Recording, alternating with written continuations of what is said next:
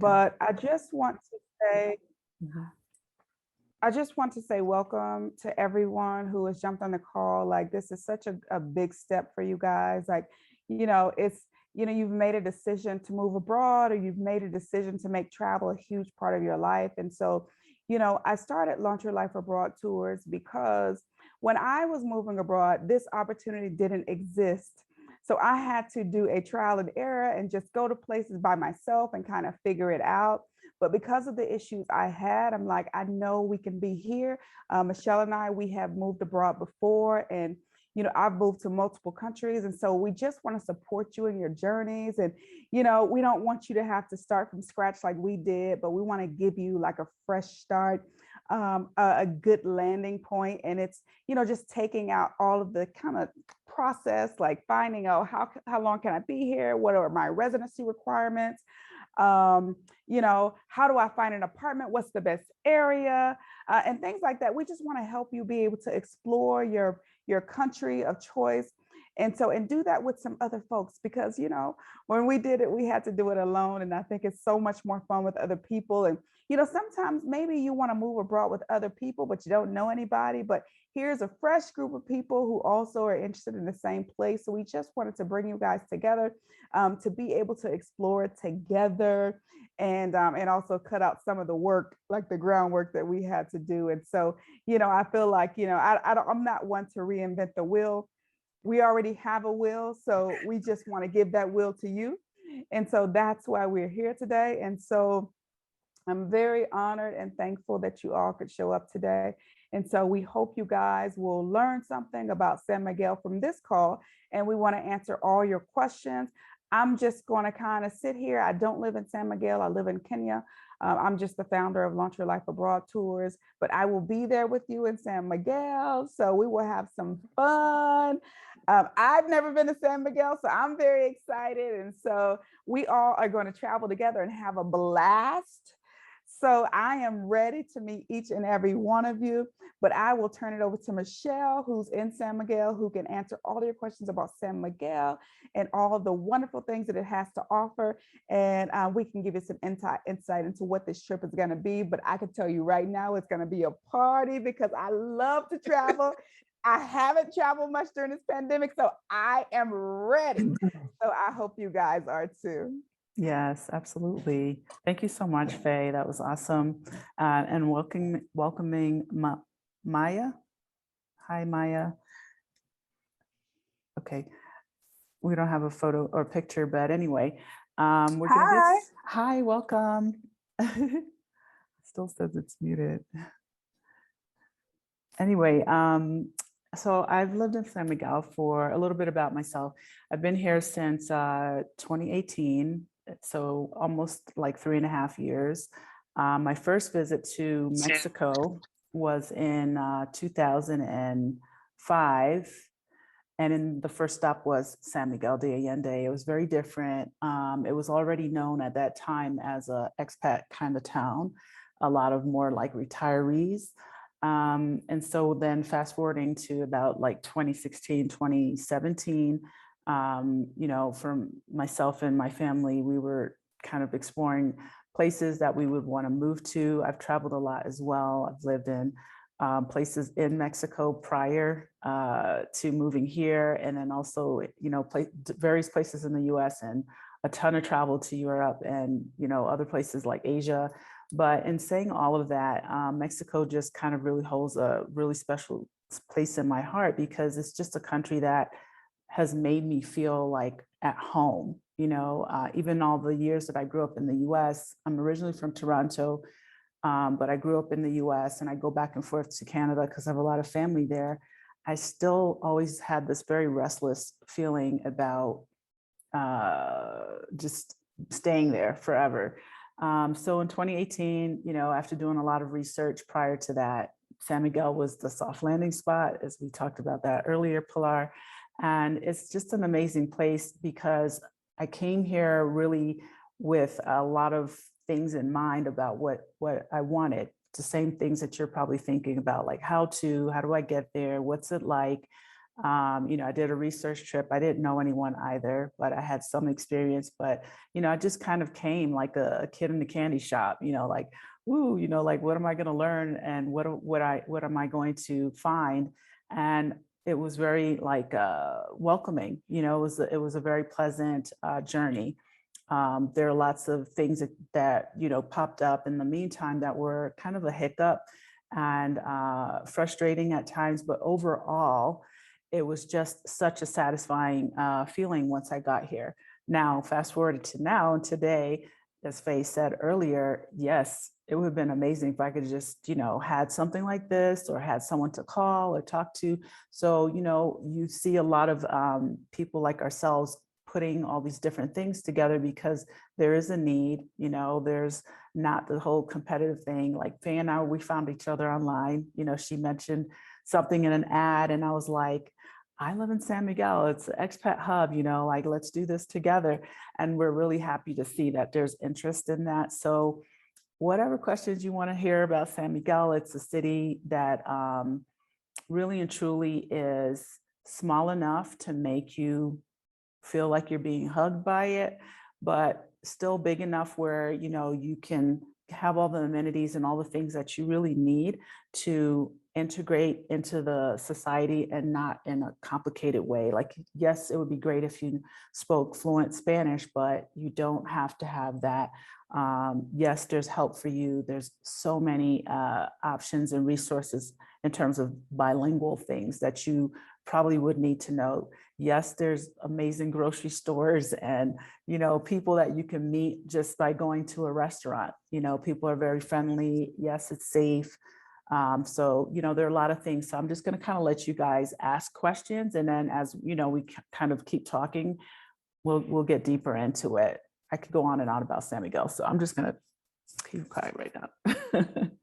So if you have a question, just like turn your mic on. Yeah, I do. Living here in Texas, I have a huge group of Hispanic friends. I speak a little Spanish, and I told, I mentioned to not all of them, but I mentioned to a couple, about San Miguel. And one of my friends, he was born in Cateto, where the airport is. Querétaro, okay. Yeah, he's born, he's from there. Mm-hmm.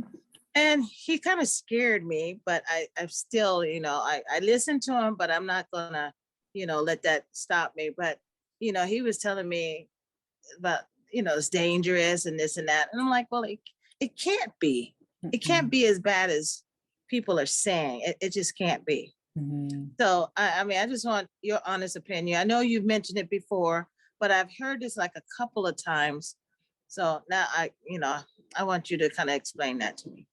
Well, I think unfortunately, Mexico has always gotten a really bad rap coming from, the American viewpoint in media. And although he might have Mexican heritage, I do think that sometimes maybe, someone left, I don't know how long ago I don't know his history, but I feel like, sometimes people may have come from a very tough situation, maybe lived in a rough area. Like, we all have experienced ghetto. So, what I'm trying to say. They call it the barrio. Right, exactly, the barrio. And, what I find with living in Mexico and also traveling through Mexico for the last 15 years is the perception of it is so negative, and it's such a smaller percentage to what this country actually really has to offer. And I'm not just saying that to put a lot of hot air in the air. I would not I moved here with my son by myself initially, and he was 6 years old. And I would not have come here if I felt like, there's something that I really need to be concerned about. Now, in saying that, does Mexico have a violent past and history? Yes, but it's kind of in a segmented way. Like there are places, there's just things culturally that, people, yes, the narcos exist. Yes, there's drugs and all this other things, but it's in the same arena as it is in the US. If it's not your business, it's not your business. It's not going to affect you. And it's not like in your face, not in in this area, not in Querétaro, not in a lot of cities. San Miguel has actually been voted the #1 best small city in the world for the last 4 of the 5 the last 4 years or 5 years. There were 4 votes, #1 on travel and leisure. And it's really an amazing city to live in. Querétaro is equally amazing, which is the next state over. That's about an hour from here in I believe it's going in the eastward direction. I go there all the time. I go to shop at Costco's. There's Chuck E. Cheese for my kid. There's Walmart, Office Depot, Petco, and actually multiple amazing malls. If you haven't heard of Antilla Lifestyle Center, look it up. Okay, the first time I walked in there, I was like, okay, who's got the black Amex? Seriously, it was just like that kind of stuff. I didn't expect it, and I think it's just that perception. I remember years ago, my first visit to Mexico City, I was expecting just what you said, like danger, I was like, and, we were going there to pick up some supplies, and I just was really expecting it to be rough and dangerous. And it was amazing. And I just thought, like, this is like a sprawl of New York City, and it just made me realize that where did all of this stuff come from? And a lot of it is what we've heard, maybe we're not tuned into it, but it's just the impressions. And I'm sure Faye could have a lot of stories about what people think about Kenya, you know what I'm saying, if you haven't been there. So I think that. Well, let me give you just a little bit of context about the idea of moving abroad. So first, when you move abroad, people see it as this big, scary thing. And, it could be because it's something you're trying for the first time. You don't have as much experience as you do from your home country in the US. However, every place you decide to go, I promise you, everyone is going to say it's dangerous. I lived in Colombia. People are like, oh, it's dangerous. Don't go to Colombia. I've moved to Europe, and people are like, oh, I don't know. What about the safety? How about Turkey? What's the safety there? I lived in South Africa. What's the safety issue there? I live in Kenya now. What's the safety issue there? And any country that you're going to that's not going to be a Western country like the UK, which I've also lived in, or the US or Canada, places like that, people just aren't familiar. So we're familiar with those places. We've been there. We've seen them on TV, but we don't have as much exposure to places like Mexico or Kenya. And so these are the places that we just see things in the media. And of course, how the media covers things. We only see the bad. If you see anything about Kenya, it's about some poverty and, people suffering. Even my own sister was like, I was like, come and visit me. And she's like, I'm not coming to travel to poverty. I get it from what you saw on TV, but what I'm telling you, let me show you my real life, And so that's what we have to look forward to. And so, we look at places like where people are from, even the guy you're saying who's from there. If you look at people from Kenya, you look at people from Mexico, these are people sometimes they're people who are trying to escape. So the people who are happy and content with their countries, they're still there. But the people who, for whatever reason, needed to escape, they have done that. And so if you look at places like Mexico, yes, there are barrios. Look at places like Kenya, yes, there are slums. I don't live there. So right. You have to, with everything, I think there's perspective. And so for me, I try to just, yes, listen to those things, but also realize I have to have my own experiences and develop that. And so that's why we want you to actually go there and see it and experience it. Absolutely. Because the same with Kenya, my sister has come and she's fallen in love with Kenya. And let me tell you, she's in the other room right now. Okay. So, that's awesome. It's all about having the experience and seeing it for yourself and having perspective from your personal point of view, because the way I live in Kenya is not going to be the way a local lives. It's not going to be the way a person from the slum lives. It's not going to be, from the perspective of a person who lives in the barrio. We're going to have completely different experiences. Absolutely. And that's one of the reasons why we're here today, because we want to show you that other side. We want you to get that other experience, because there are two sides to every coin. And the same goes for every country. There are two sides. My exposure depends on where I grew up, what my experience were. It also depends on my socioeconomic status. And so I will tell you, I say this all the time about living abroad. you know, finally I am the privileged, you know, Yes. because in the US we have zero privilege. I moved abroad and I'm the privileged. I'm like, this is good. Yes. So that is what you're going to experience. You're going to experience the country from a completely different side from what other people experience it from. So come to San Miguel and have that experience for yourself. I'm telling you, you're going to experience something so amazing. You're going to be like, oh my God, like I never imagined this wasn't on TV. This didn't hit the news, Yeah. but you know, with the news, it's going to be something sensational. So I want you to come and live it for yourself so you can see and get firsthand experience on what it really is. And that's any country, not just San Miguel, but you know, Mexico, but any country. So Absolutely. that's just my perspective from a person who doesn't live in San Miguel, but has lived in many countries abroad. Yeah, and I Thank agree with you. that. You're welcome. It's actually amazing here and very clean. I've had lots of clients that have either booked sessions with me, moved here, came to visit, and they're just like in awe. So really and truly, I would not be here if it was what the media portrayed in the US. So that's definitely not something, you have to be smart, but it's not something to be like overly worried about.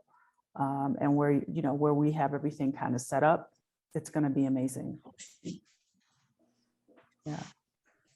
I'm kind of like Michelle when you said like, he done found another toy. When you said you just didn't feel connected to like the US and Canada anymore, and that's kind of how I'm feeling when I travel throughout the States. Like, oh, I thought I used to want to live here, but I just don't feel that connection with the States at all. But I still want to go somewhere, but still be connected to my culture as well. I think coming from like Arizona, where it was just mainly Hispanics and Caucasians, I wanted to show my son something different. So that's when I relocated to Houston with him. But now that you're down there with the expats that move there, how do you feel with still being connected with our culture and embracing a new culture too? Well, I'd be honest with you. Initially, I was just so set on not raising my child in the US, especially, you know, a young Black boy. I just wanted him to have a different experience. I didn't want to worry about a lot of the things, you know, gun culture and all of these things. And when I got here, I had not really given, you know, the Black perspective a ton of thought initially. And I remember a friend of mine asking me that specific question. And I was just kind of like, man, I was so ready to just get out and not want to raise him there. I wanted him to be a real global citizen in the future, learn another culture, grow up in another culture. And I felt he could get his Blackness from me. And obviously we would go back to the US. But fast forward to now, you know, like I would say a year after I moved in, I had a woman who approached me. She was visiting. She said, why don't you start a group? Black SMA. And I was kind of like hemming and hawing because I didn't think many people would be really interested from a Black perspective. And that was me kind of thinking in a very small frame, you know. And in saying all of that, I started this group earlier this year, and it's Black SMA-San Miguel de Allende. If you haven't joined it, do join it. And it's been such an amazing experience because it's been well received. And there's so many more people that are coming here now, and it's just needed to have a light put on it. So there is a very nice, growing, small Black expat community where we get together, we do things, you know, it's not like every single week, but it's been so amazing for me to be able to connect with different people from different places, and also them having the opportunity, just like yourself, to see the city that they had never heard of before. And that makes me feel amazing. I see a lot of Black folks on the street. I run them down. I'm like, hey, how you doing? Here's my card, you know, just because I feel like that's, you know, what we need to do to kind of keep us together, you know, and have togetherness. And it's been really a beautiful thing. And people come and they're really appreciative that that exists. So right now, it's been really an amazing year in this regard. Michelle, I have a question. Sure. How are the Airbnbs there? Let's say you would expect to pay, say, $600-700 a month for an Airbnb. What kind of Airbnb that's nice that I should expect to pay for? You know, One or that's, two bedrooms. I feel like that's a little bit of a harder question to answer, only because, first of all, it is a very tourist city, and I feel like it has something to offer for everyone. And I'll explain what I mean by that. You know, you can pay this much, or you can pay like this much.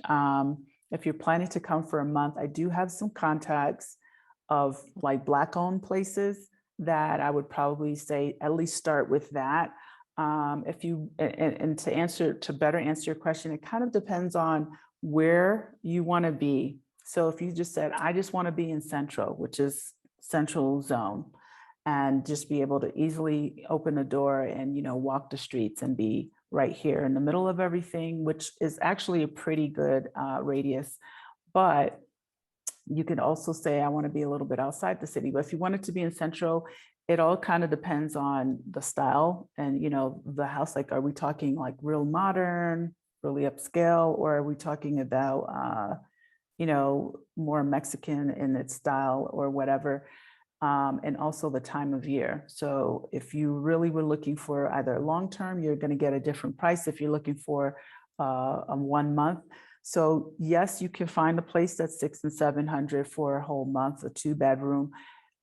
It all kind of depends on like what your style is, your personality. You know, like I feel like it all kind of depends on that, because I like modern and really like, you know, kind of whatever. Yeah. So with Minimalistic. modern, what, let's say modern, what kind of price?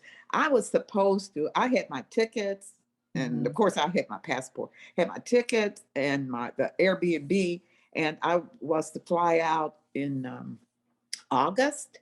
Okay. And about that time is when Delta came in. The Delta Delta Oh. came in. We had just battled the COVID-19, and then COVID Delta came in. And so I had planned on just postponing it, but until October. But someone said, no, says it's going to be at its peak in October. So so I haven't gone any place from there. I got my they refunded, of course, my flight ticket back, and I'm almost sure they refunded my Airbnb. My Airbnb was like 1,200 something, and it was in Merida. It was where? Merida. Oh, okay. That's not even close to here, but okay. Right. From the map, it's not. You're more centrally located, and they're more in that Yucatan. They're like in the triangle. Yucatan, right.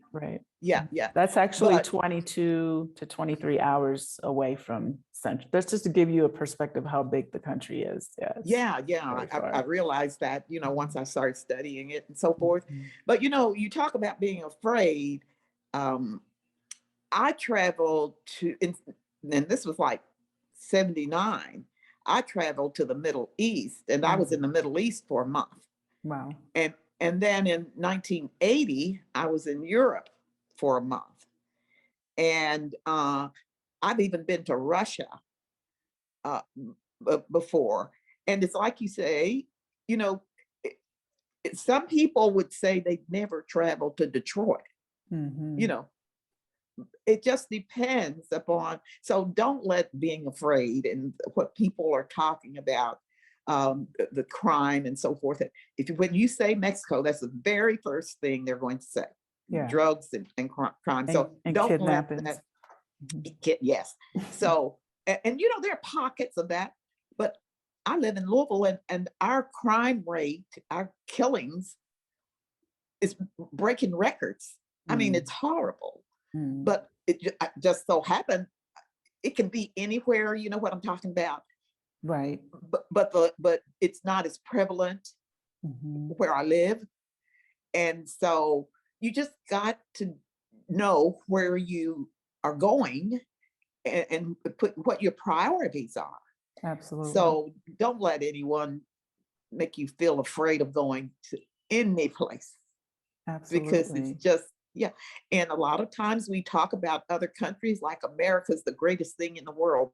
The more you travel, the more you're going to realize we have been hoodwinked. Yes, absolutely. I mean, I feel like you know, it is what Faye said. When you're comfortable with something, you know, you're making the comparatives because that's what we do. You know, that's But human nature. But at the end of the day, you know, the US is very dangerous if we're talking about danger.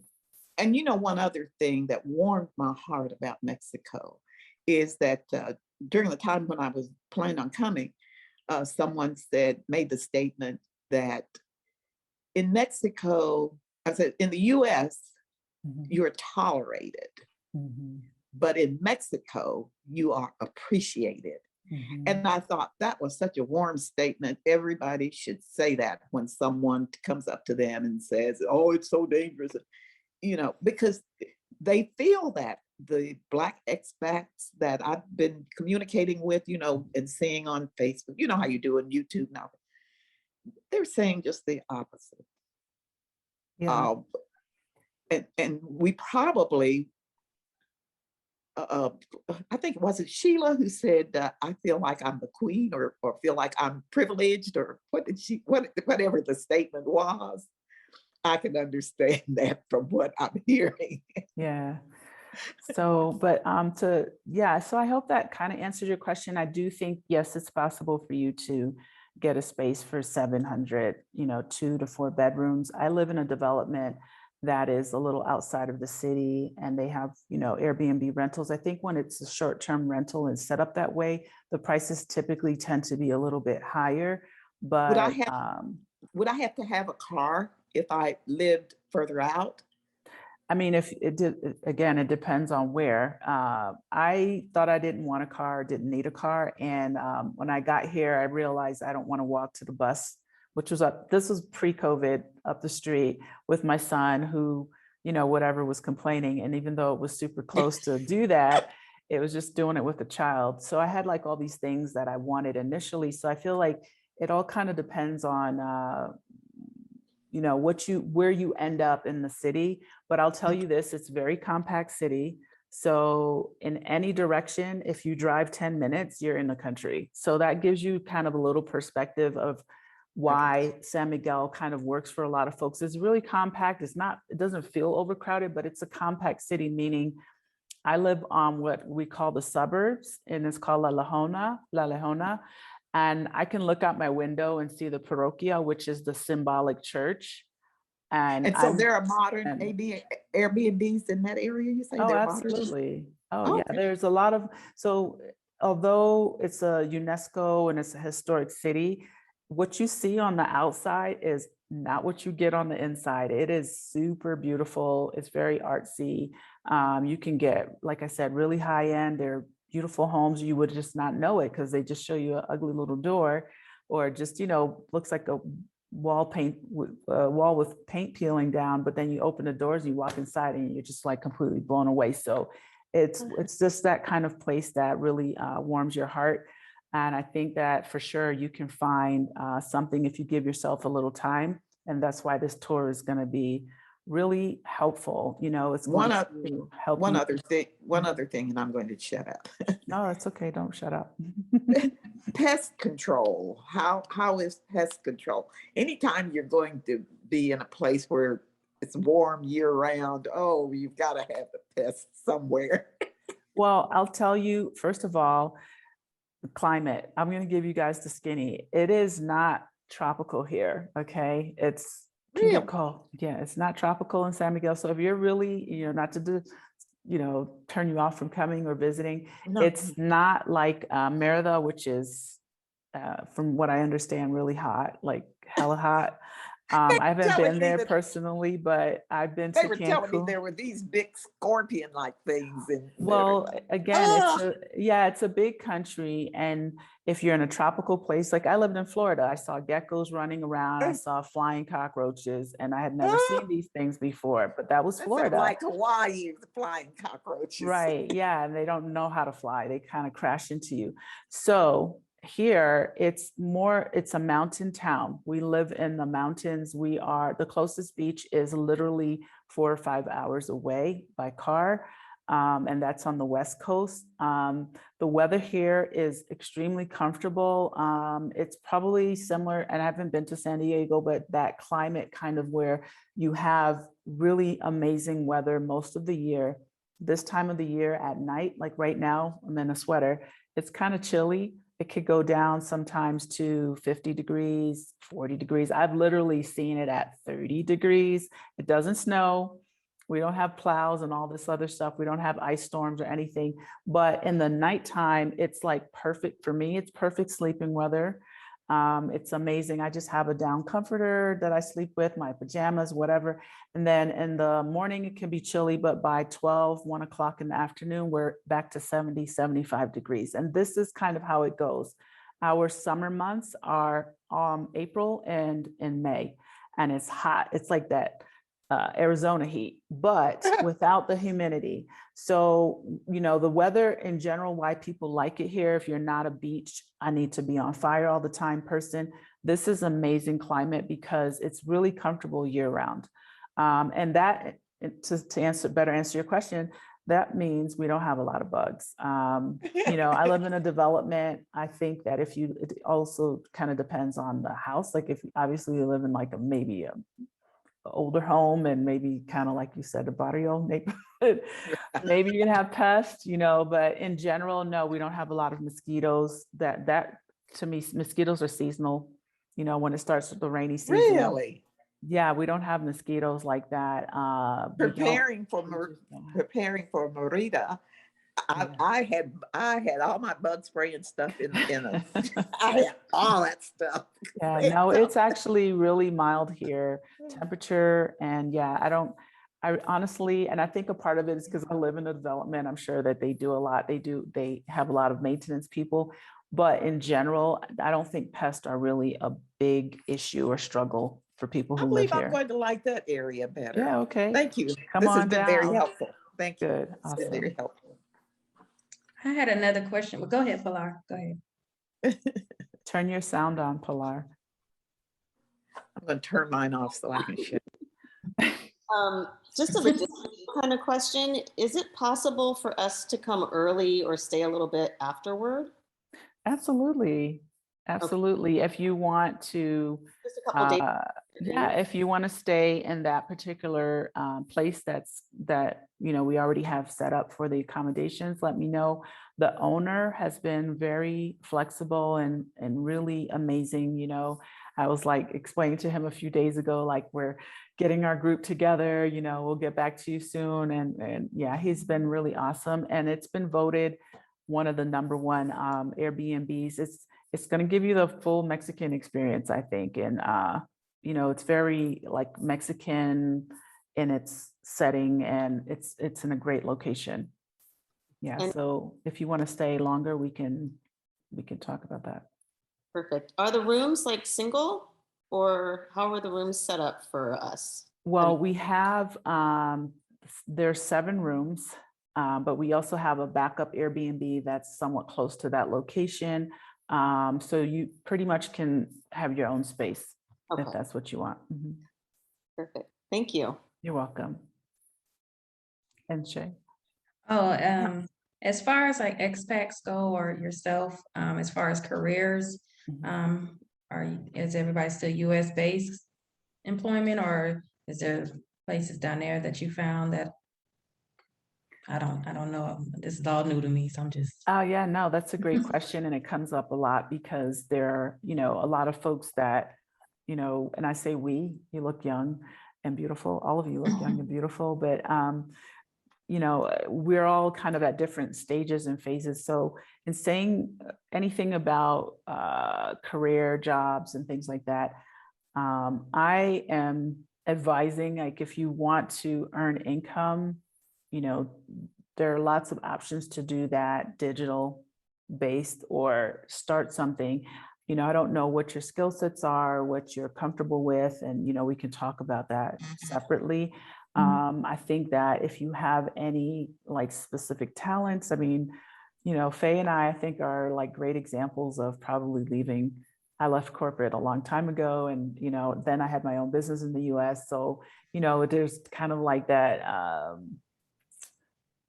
struggle of like figuring out what do I want to do, but I feel like, you know, you can do something. And I know that Faye has like some courses. Maybe you want to talk about that, that kind of helps. I'm in people with the entrepreneur one with her, but I just, Good. Okay. I didn't know if it's like some careers down there just to leave the US alone altogether and incorporate some down there, or. Well, I want to don't know. answer your question in regard to the pay process. Yes, I'm sure you could find something. But the way Mexico operates from a legal standpoint, you are not actually able or allowed to work here unless you have a work permit. So even with, for example, a temporary visa, which is what I have, a temporary residence visa, and then you can get a permanent. So that would be compared to like having a green card. And then in 5 years, I could apply for my citizenship in the US. So this just kind of gives you like what that means. I still would have to get a permit, a work permit to earn Mexican pesos. I can live here all I want to and earn US dollars, and it goes to my US bank account, no problems. So if you're able to do that, I think it's a much better situation, because if you can earn US dollars and you have a less cost of living in Mexico, then you're golden. You're more golden, I should say. People here in general don't earn that much for, you know, just your typical jobs. There are a lot of people who work, and Mexico doesn't really allow foreigners to come in, and they claim take jobs away from Mexicans. And most of the jobs you probably wouldn't want. But I know that there are folks who work a lot in maybe tourism in Cancun, and then there's the language and things like that.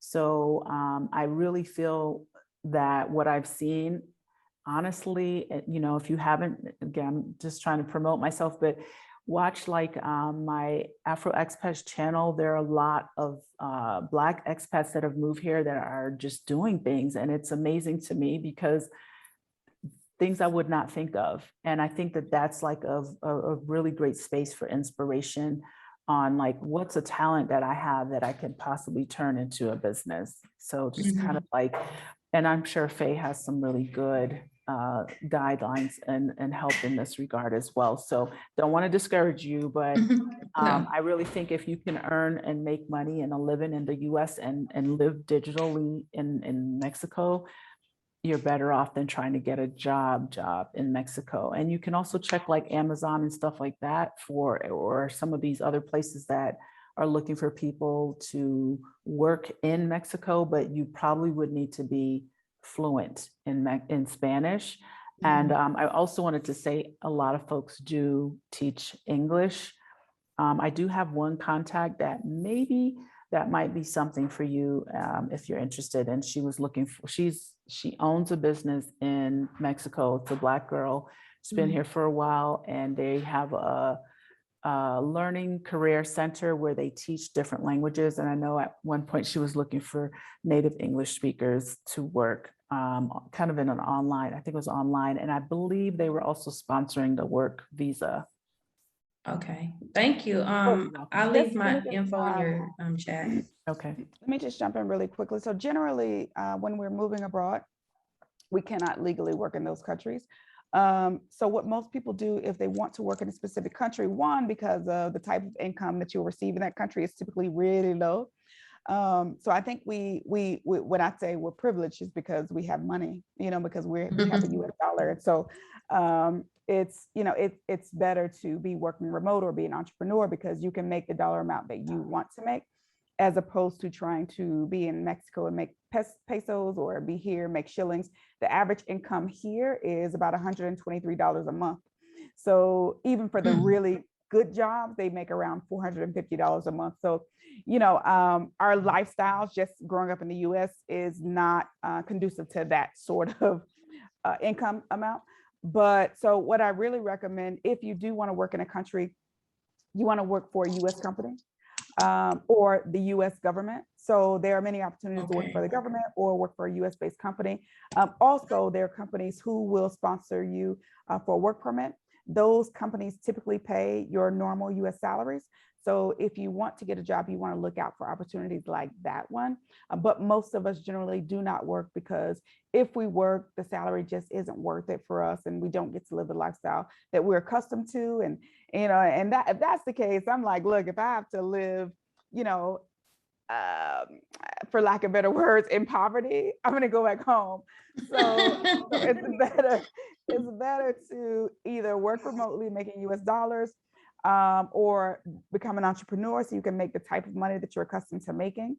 Because like my client base are just, you know, American citizens. So, you know, I'm still making US dollars. I also have clients in Europe. So I'm also making, you know, European money. So it's better for me because even especially working for my European businesses, I'm making much more than the dollar anyway, because, you know, their currency is higher value than the US dollar. So those are the type of things you want to think about. You probably will not be able to work in these countries. So if you are looking to become an entrepreneur, definitely reach out to me. I am hosting classes. Shay is in my, you know, one of my courses where I'm trying to get you ready to launch your entrepreneurship journey. So if you're looking for that, definitely reach out to me. I'm happy to help you. But that is the path that most of us go in because, you know, we can't work in that country. We still want to bring in those US dollars or European money, or especially the British pound. If you can work in, you know, the UK system, it's amazing because that's a lot of money in comparison to what the US dollar is worth. So anytime, feel free to reach out to me. I'm going to leave my contact information in the chat.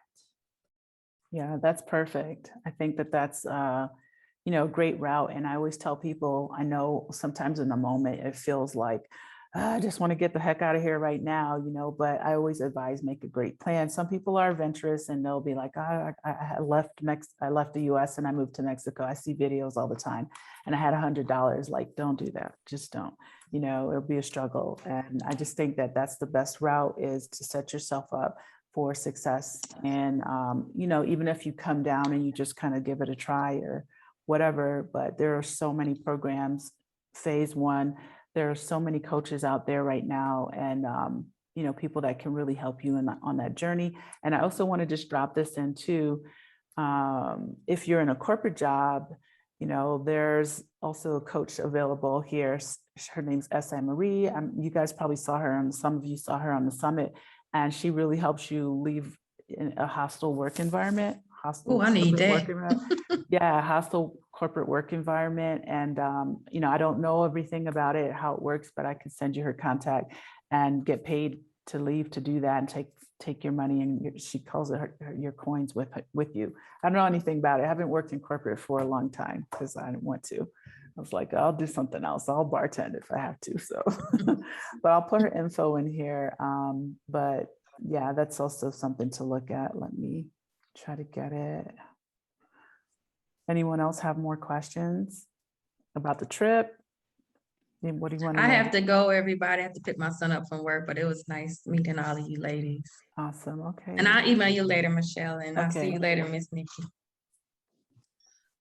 Michelle, I don't know if this is off topic, but I would be very, very interested in to have you as my coach Oh, absolutely. through this process, because I'm overwhelmed. I get overwhelmed because there's so much great information, and I just don't know how to pick out what's for me. And so I really would like for you to be my coach, to thank you. guide me. Absolutely. I mean, if we put this trip together, that's one, but I do have sessions that, you know, I set with people and I help them basically blueprint their journey to San Miguel, Mexico, but more specifically San Miguel, because I live here. And it comes with a lot of resources.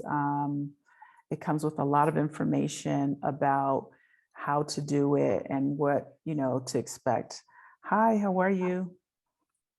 I feel like there's someone connecting. Oh, it's the same. Oh, okay, Yeah. you're 502. Okay, got it. Do you want me to disconnect the other one? I can't hear you.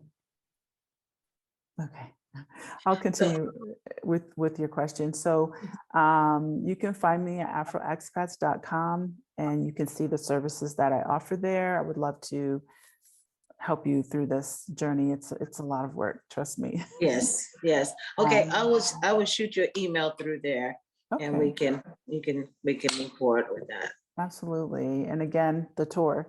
Oh, yes. You know, like this is going to be amazing because it's really going to give you the whole feeling of what it's like to, you know, be in a supportive group, because here we are meeting with each other, and also just being able to bond with others, but learn all of the key things you need to learn about to move to San Miguel. You know, we have it set up where you're going to get to speak to someone from immigration. I don't know if you guys have been following the challenges in Mexico right now. Yes. They're rounding people up and deporting them. Okay, so in the past, it was much easier to come in on a tourist visa. They gave you 6 months, 180 days. That's a lot of time. That's what I did when I came here, not by choice. I was trying to get my temporary visa, and it just turned out where it was like time was running out. I didn't know, like, this is why we're here. I didn't know a lot of things. I couldn't speak to a person at the consulate in Miami. And, you know, I went 4 times, and on the 4th time, I was like, oh my gosh, this is not going to work. The people are coming to pick up my things tomorrow. The shipping company is coming. I just got to get on the plane. And that's that. So I did the tourist visa. But I set up shop here. You know, I had an apartment, our townhouse, and everything coming in 3 weeks and whatever. And that's not the way to do it now, you know, so there's a lot to know in this regard. You'll learn about this in the tour, why it's not okay to do it this way, because people are coming and doing all this stuff coming in and out of Mexico, like a serial tourist, visa tourist person, and they have their whole life in Mexico. And then one day they come back and they get 10 days from immigration, 10 days. You don't want to do it like that. So that's, you know, something to know. There's cost of living, neighborhoods in San Miguel. We're doing a tour for the San Miguel neighborhoods. We're going to have a realtor that you can speak to. We're going to have other expats that have been living here short and long term. Not just myself, you know, so you can get other people's perspective and perspectives and viewpoints. We're going to have some fun things for you to do, vineyard tours and things like that. So it's really, it's a great city. There's so much to do, really and truly. There's a lot to do here. You know, I like the beach, and I'm not knocking the beach because there's some amazing beaches in Mexico, but there's a ton to do in San Miguel. There's hot springs. There's a beach in the mountain. There's so many one-day trip away from San Miguel. You can go to, you know, one direction for an hour and just be like in such an amazing space. You can go 15 minutes and be in the mountains, you know, and do a hike, whatever. There's so much to see and do. And that's part of the reason why I think I just, you know, felt like this is it. This is it. I have everything here. Just like Faye said. And services, forget about it. Like, I feel very privileged too. I was like, this is what a millionaire feels like on pesos. No, really. Yeah, I didn't expect it, but you know, I knew I was going to get stuff, but I was like having, for example, on Sunday, my friend paid for a gift for me to get a 90-minute massage, and then I added a facial. The 90-minute massage was 600 pesos, which is $30 US. And my facial was 400 pesos. That was $20. And they came to my house with all the stuff. I didn't have to leave my house. Everything in my house. I get my nails done in my house. The podiatrist can come to my house. I have food delivered to my house. You know, and I'm not bragging. I'm just telling you, like, you can literally live really well on a fixed income. You know, you just kind of have to, like, you know, find your space. I'm not saying cheap, but it's going to be a fraction of what you pay in the US. And that's the pleasure of living here. And yes, if you are still in need of working a US job online, if you make $1,500 a month, like, that's going to go way further than it would in the US. And you're going to get stuff. I have a housekeeper that comes twice a week to clean my house, and it costs me $40 US every single week For 3 years. She's been here for 3.5 years coming, same lady. She even has a key to my house because I trust her. So, this gives you kind of like a sense of how you can kind of upgrade your lifestyle. And I know Faye has a lot to say about that too. And yeah, and it costs you less and you can still like really just feel, privileged, but also you're in another place and you can take advantage of living somewhere else rather than, just kind of maybe a constant struggle, because that's how I felt in the US. I'm like, okay, I make good money, but it still feels like a struggle. I make the money, get a good check, I get a good client, and then my car breaks down, it's like $1,500 to fix it.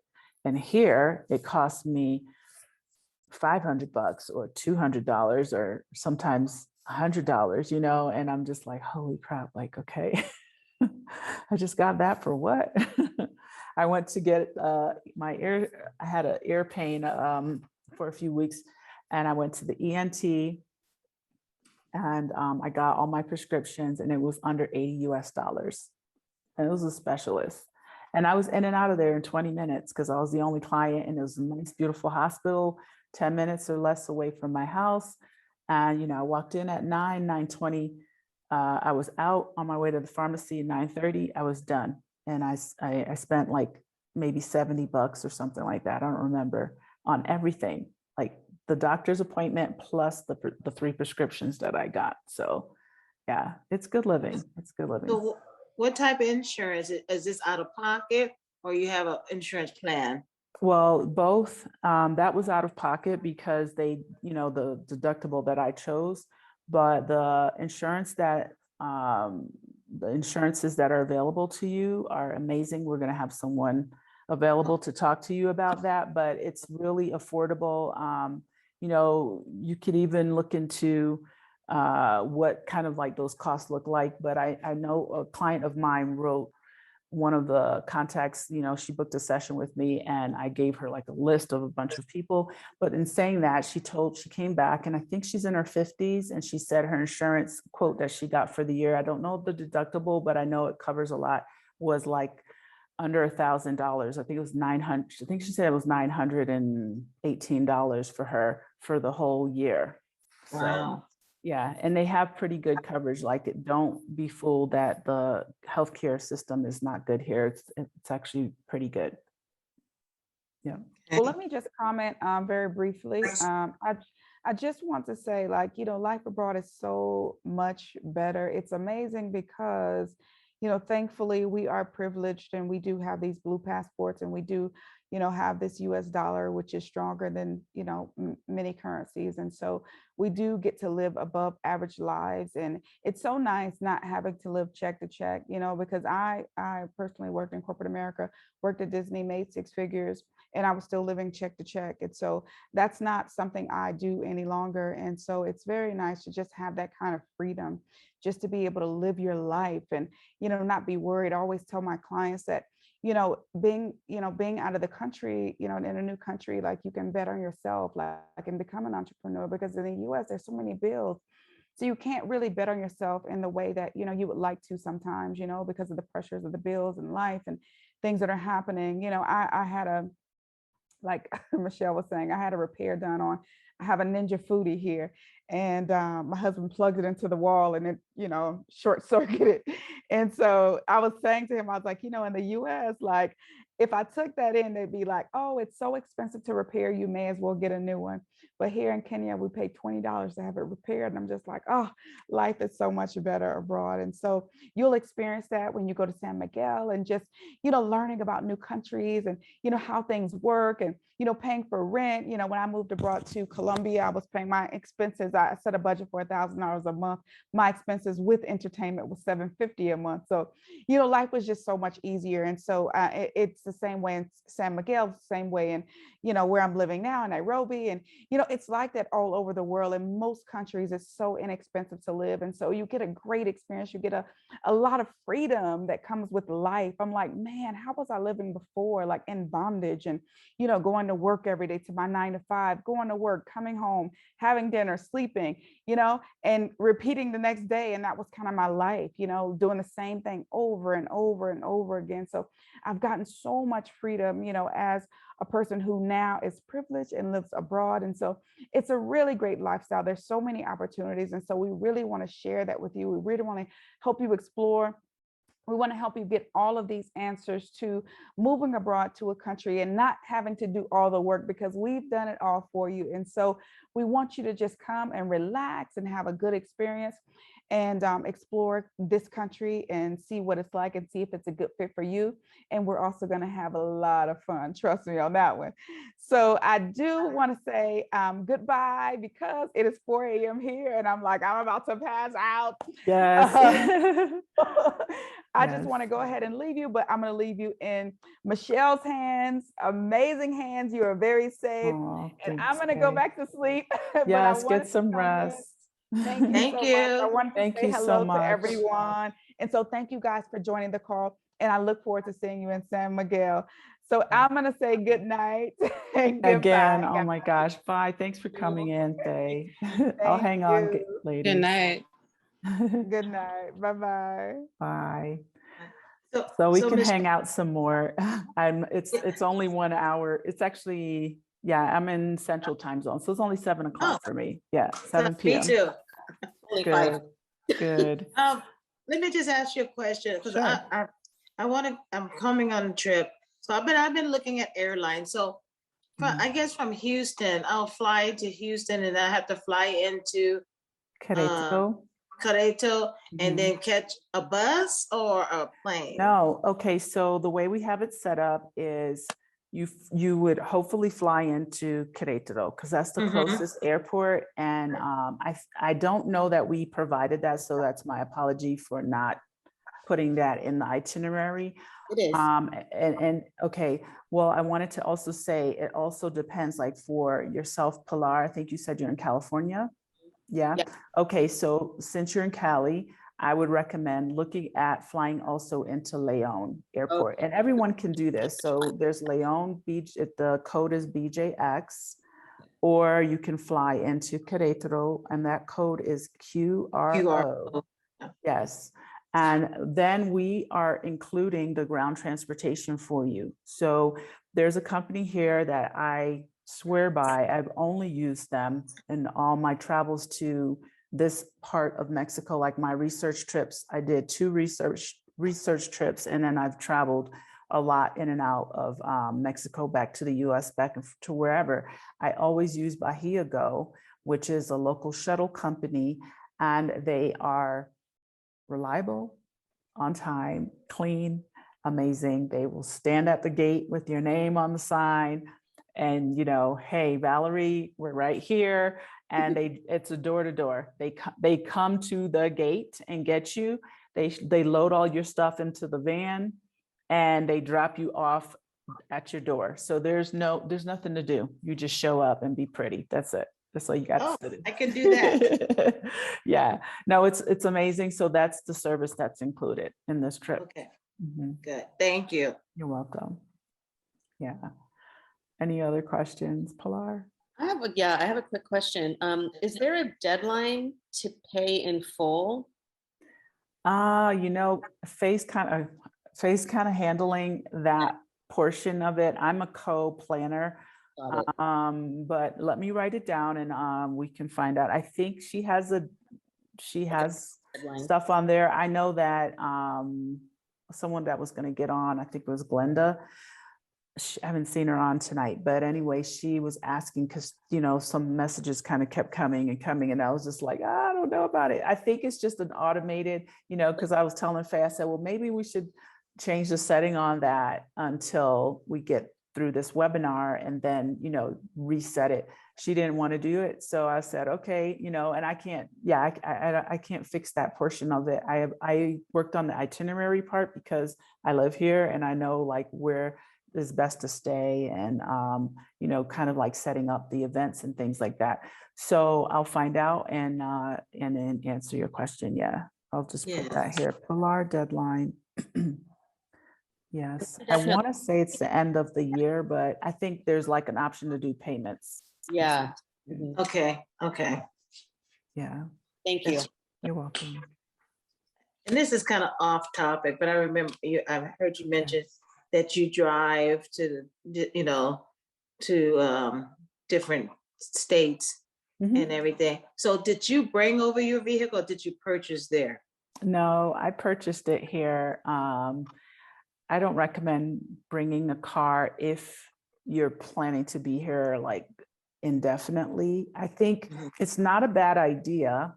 You know, people do it. I haven't personally done it, but I know a lot of folks that have, you know, so like, for example, this is just me saying it to you, but like whenever like I have my sessions, I kind of like, you know, depending on what your circumstance, for example, I had a client a few weeks ago who wanted to drive because they wanted to bring stuff. There's some of their things and they didn't want to hire a shipping company, which I totally get. Some people don't want to bring anything. They just want to bring their clothes and just show up, which I understand that. Yeah, I understand it. So everyone's journey is so different. And I'm learning more and more about this. You know, I've been doing it for over a year. And every single person I talk to, even though you know, need to know the general information about moving to Mexico, but everyone's circumstance is very different and very unique, you know, and there's not like a one set thing. So I never tell people, oh, don't ship anything, don't do this, or yeah, bring all your stuff. I really think it's a personal thing. It's very personal. So as far as the car, yes, you can do it. Yes, you can drive into the US, Mexico with a a US plated vehicle. Once you cross the border, and you get all your paperwork or whatever, there's another office, a very specific office where you get a tip, and it's a temporary import or inspection permit. And you have to have that to drive that car around Mexico. And that visa follows that permit follows your visa. So if you get a visa for 6 months, your sticker is for 6 months. In 6 months, you and your car need to leave Mexico, which could be a hassle, right? Because let's say you're here and you're chilling. It's not so easy when you got to drive like from San Miguel. It's like 14, 15 hours to get to Texas or Texas border, right, right. right. So, you know, and some people overextend that. And in this like climate right now, what's happening in Mexico, I don't recommend it, because if your car gets impounded by the federales, it's a mess. It's a mess, Yeah. you know? So yes, you can do it. Like if you have a plan, you know, that says, I'm coming into the country for 3 months, you know, here's what I'm doing. Here's the date that I'm leaving. And I'm just going to do blah, blah, blah. That's fine, you know, and then you move it back. If you're coming to stay, you can't naturalize your vehicle to be definitely in Mexico. There's a local consultant here that's really like versed in the immigration stuff, you know, and my goal is there are 2 or 3 people that I know locally. She's the one that I feel like, you know, everyone kind of swears by. And my goal is to have her be a part of this relocation as a guest speaker to give us real specific information. Right. But yes, you can bring your car in, but I don't advise it. If you plan on staying here, I don't think that's the smarter way to go. You can easily buy a vehicle in Mexico. It's actually cheaper. Insurance is cheap. You can get a brand new car for under $10,000. And yeah, you know, it just doesn't make a lot of sense. It feels like a lot of hassle to buy a Yeah, car. I was just curious. I mean, I was just curious. And plus I didn't think it was too small because I drive a big old truck. I'm a Texan. I drive a big truck. I lived in And yeah, Dallas, so I know, girl, everything's I big. drive me a big Chevy. That's Yeah. right. Yeah, but no, I'm just curious. Now I'm ready to let it all go. I'm ready to sell. I'm ready to go. Yeah. Yeah, no, I think, yeah, and even having a big car, like our streets are this big, just so you know, they're old cobblestones, bumpy as ever. And yeah, you know, and it's easy to get around here. I think someone started asking that earlier, and it's really easy to get Ubers, taxis, personal drivers, and you know, the city's not real.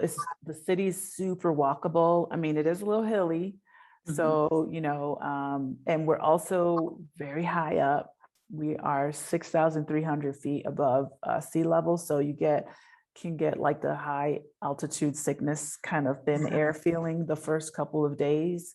But yeah, it really is a slice of paradise. I hate I love it here. I'm sorry. I love the city. It's just awesome. I can't wait to get there. Yes.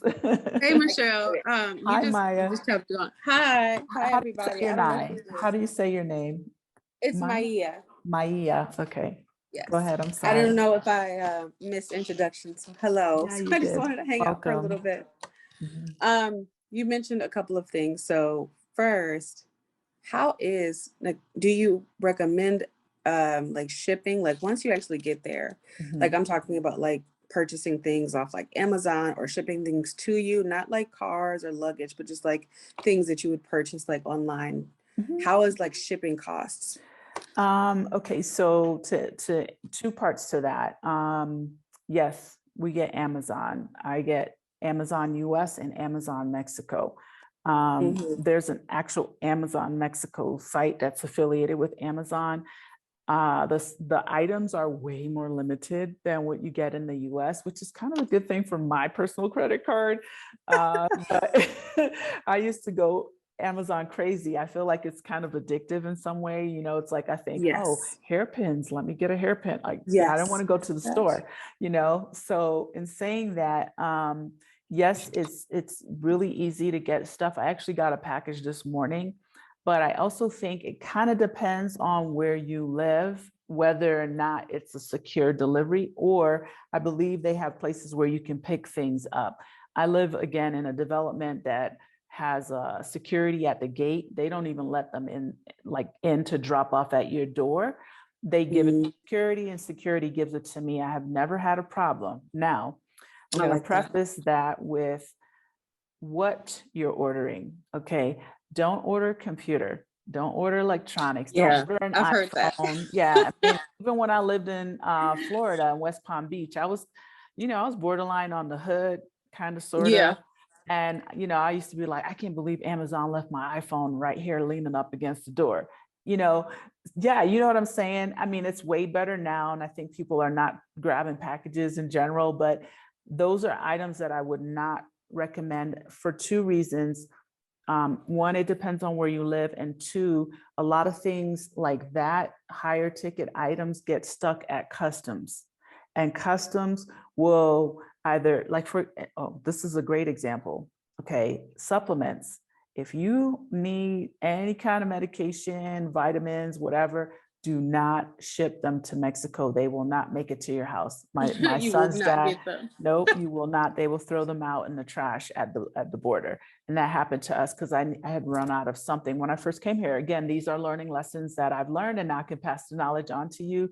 And I was really bummed because his dad shipped 3 bottles of kids' vitamins and they cost about $90 because it was like $30 a bottle.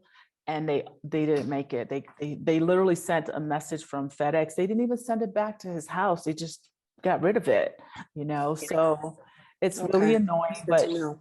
yeah, but I've had, like, for example, I've had my debit card sent here, no problem. I've had things from Amazon sent. I've been able to order some hair products on Amazon that I needed. Now, the shipping costs kind of depend on if you have Prime or not.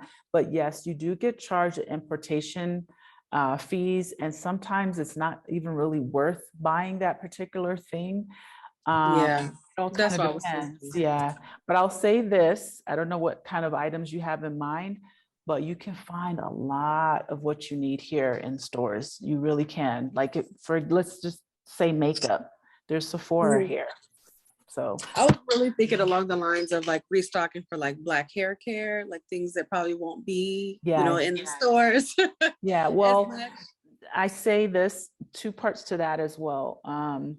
I finally found a Black hairstylist in Querétaro. Yes, she does weaves, she braids, she colors. She does not speak English. Okay. She's Afro Black lady, Afro That's beautiful. Colombiano, but she does hair and she's amazing.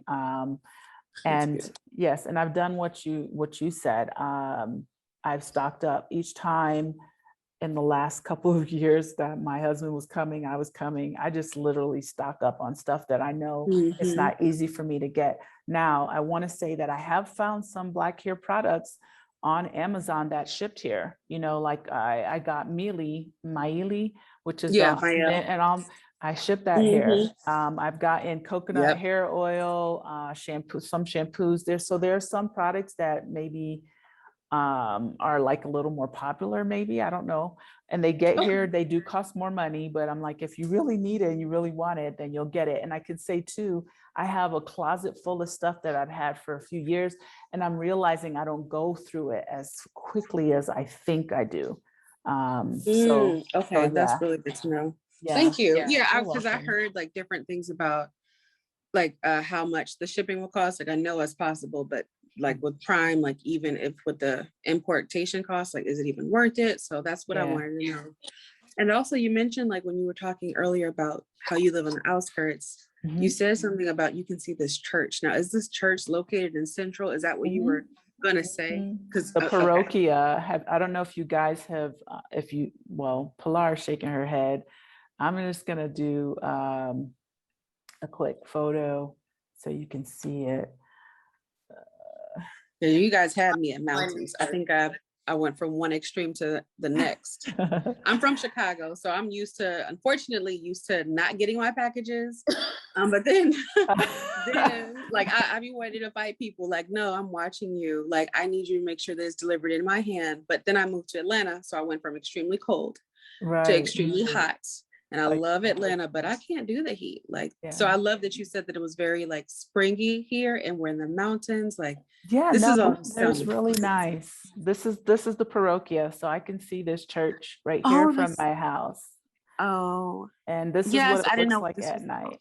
Yes, I've seen this in the pictures. I didn't know that that's great. Yeah, so this is this is San Miguel symbolic church, and it's called the parochia. There's several churches, and with Mexico, there are churches in every small town, every large city, multiple churches. So it's really nice because it just feels, like you're in Europe.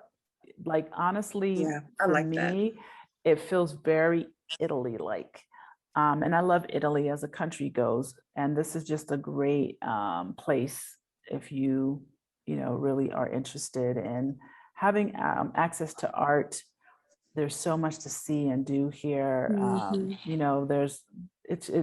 The history of San Miguel is, I think in the 70s, maybe the 60s, a lot of veterans started retiring here. A lot of artsy people, their money could go farther. It's still the same. It's definitely a more expensive city in terms of Mexican cities go. As far as Mexican cities go, it's more expensive, but it's still affordable in its own rights. But a lot of retirees started coming here, in artists, and I forget who or what, I don't remember all the names and things like that, but they started really recruiting people from the US that were popular or celebrity to come to San Miguel to, spread a light on the city. And, they created all these spaces for basically the creatives, to do artwork, sculptures, paintings, and whatever. So when you get here, and Mexico in general, I can say is a lot this way, especially in a city setting. But when you get here, what happens is, I feel like it's an onion. You go to the center, everyone goes to the iconic church in the center, and it's like, but then as you start walking around, like all the little, because there's so many like side streets and side roads, as you start walking through those places, and you can poke your head in like a courtyard, and there'll be like multiple businesses in a huge courtyard that maybe used to be a hacienda back in the day. And this is the style and architecture of the city, is they're all kind of courtyard based. And then they're individual, like, a restaurant, a jewelry store, a boutique, or whatever.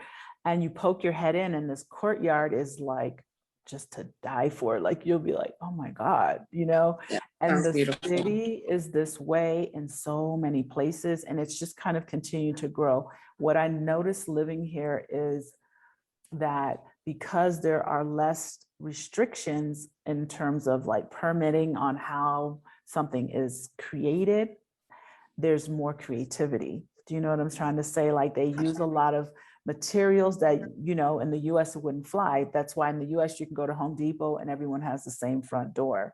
Everyone has the same, you know, faucets and whatever. And you can go to 10, 20 different restaurants here, and every single place is completely different in some unique fashion. You know, the knobs are, it's just amazing to me. And I love stuff like that. So I really Me am too. just like, oh my God, look at this bathroom. Yes. Yeah, Just you speaking my know, love language, the decor, I can see it yes, right now. I yes, love that. yes. So I've seen like literally those big giant ropes that are like, gosh, what is it called? Like twine, you know, we use it sometimes for That's maybe wrapping down. again, but the big chunky ones that are like this thick, I've seen people use those as like a door.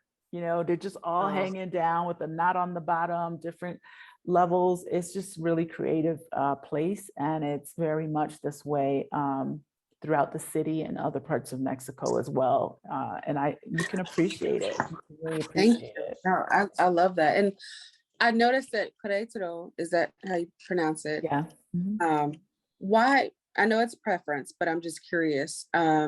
What is the difference in, I guess, perspective or ambiance between the two? I know that Querétaro is the bigger city, Mhm. but what's the difference? Why do people choose San Miguel over the bigger city that may have the bigger things? That's a great question. So I'll give you what the closer places are. Okay, so Querétaro is in the next state over from us, and we're in the state of Guanajuato.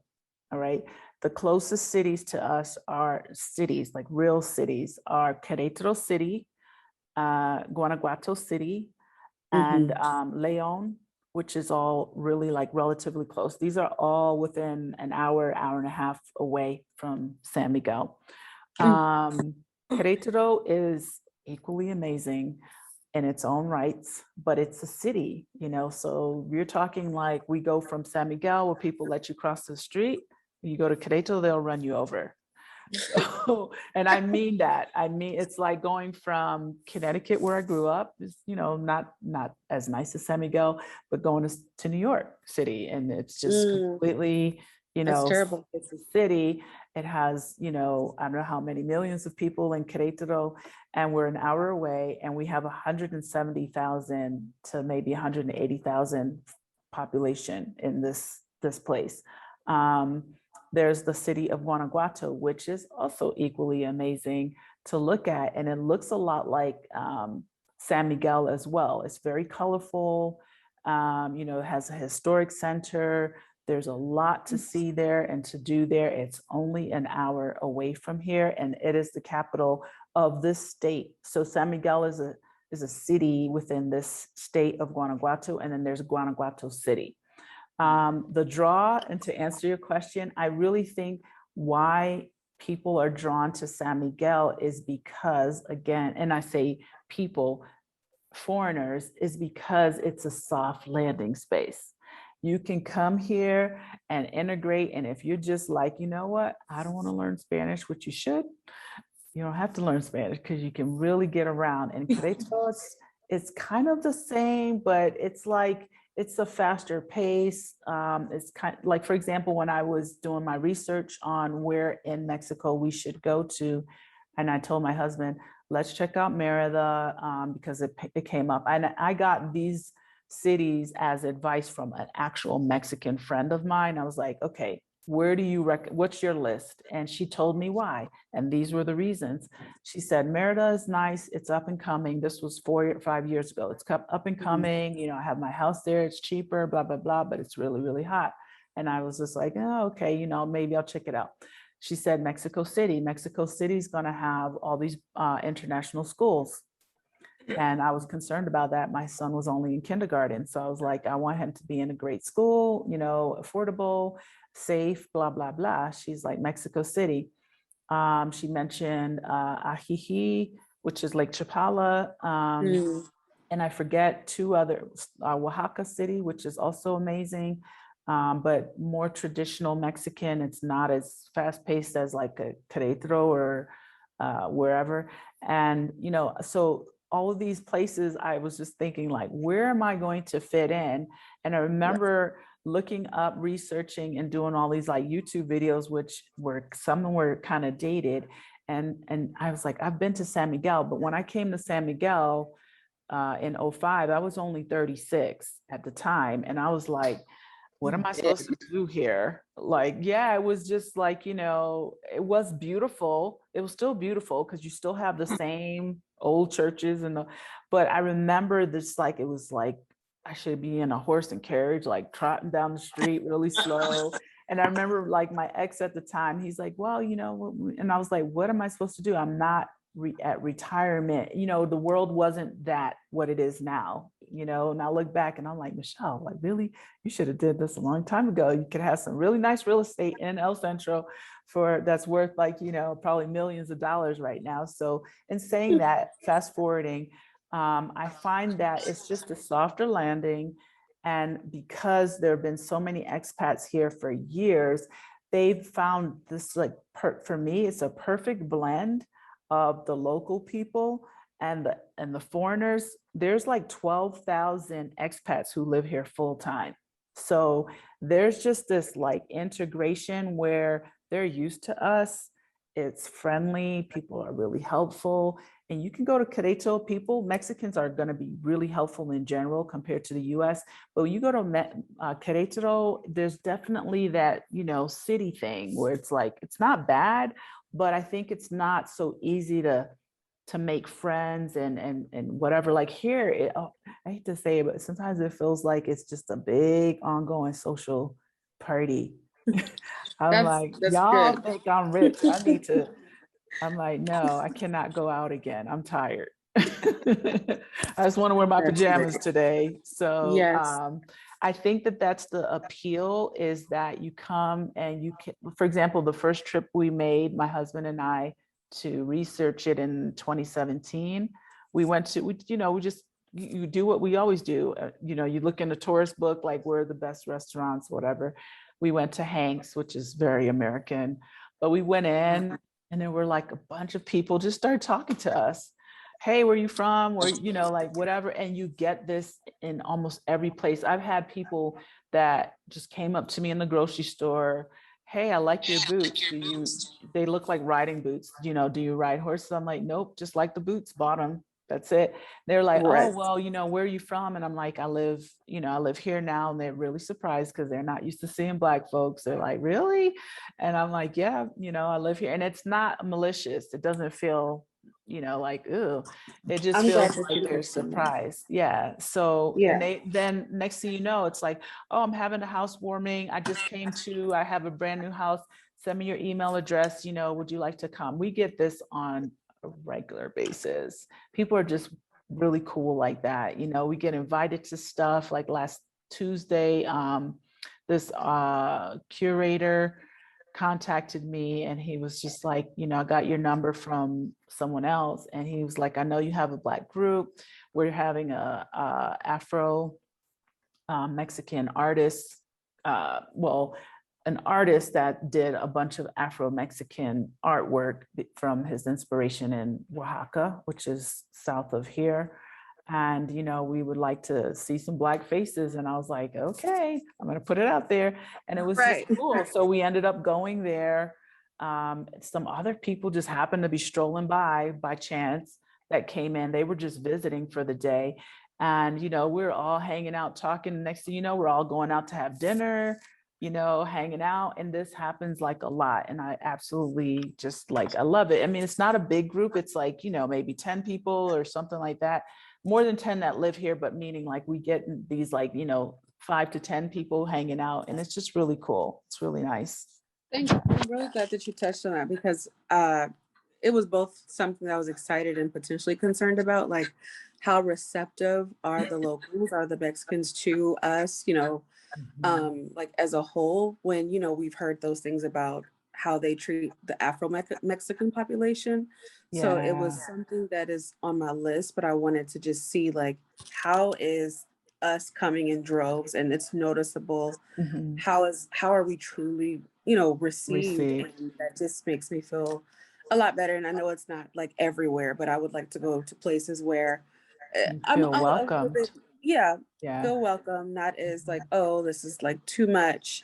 And also have that community, that sense of community as I leave the States. Absolutely. I can tell you as a Black person in San Miguel, and it is the reason I started my channel. And, you know, last year, it really was because I got a lot of those same types of questions. And I really wanted people to see our life through my lens as a Black person, you know, and that a lot of the reasons why I moved here weren't really the reasons that other people would want to move. You know, a lot of it was, well, some of it, but most of the time I was thinking like, I just want to live somewhere less expensive.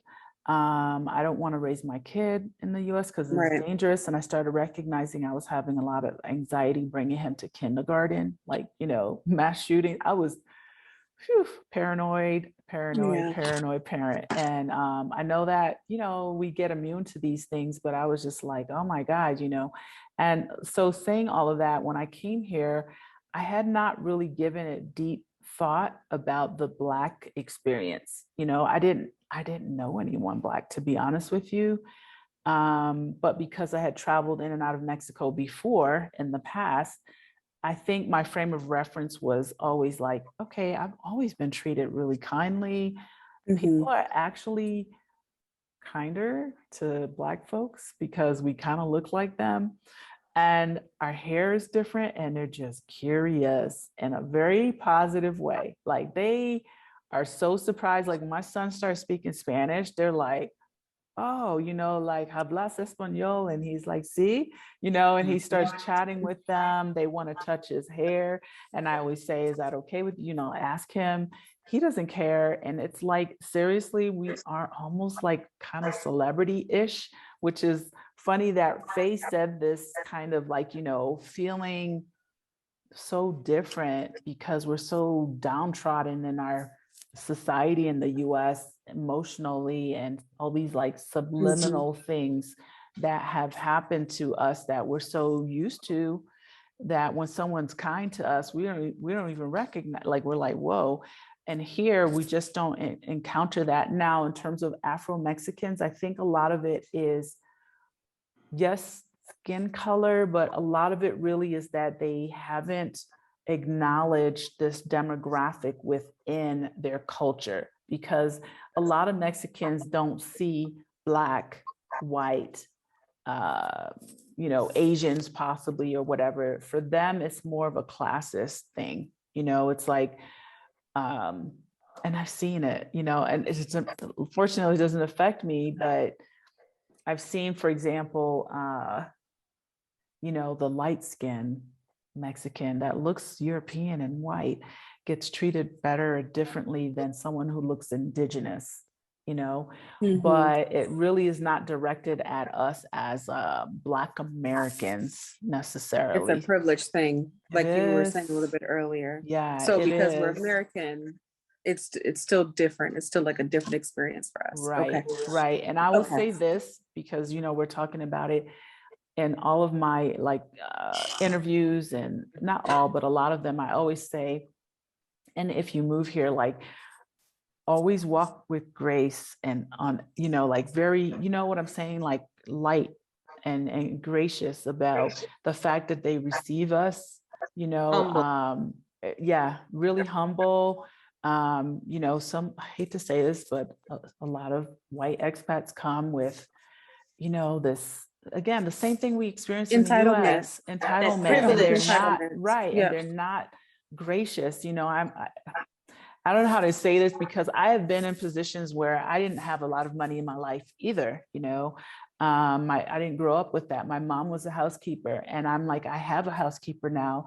I had a business that was housekeeping at one point, and it morphed into something bigger, and I was very fortunate and blessed. But I always said I will always treat people the same way I want to be treated. You know what I'm saying? And I carry that here because I feel really blessed that they receive me. And I told the Mexican friend of mine that I've met recently. She's just such a great spirit.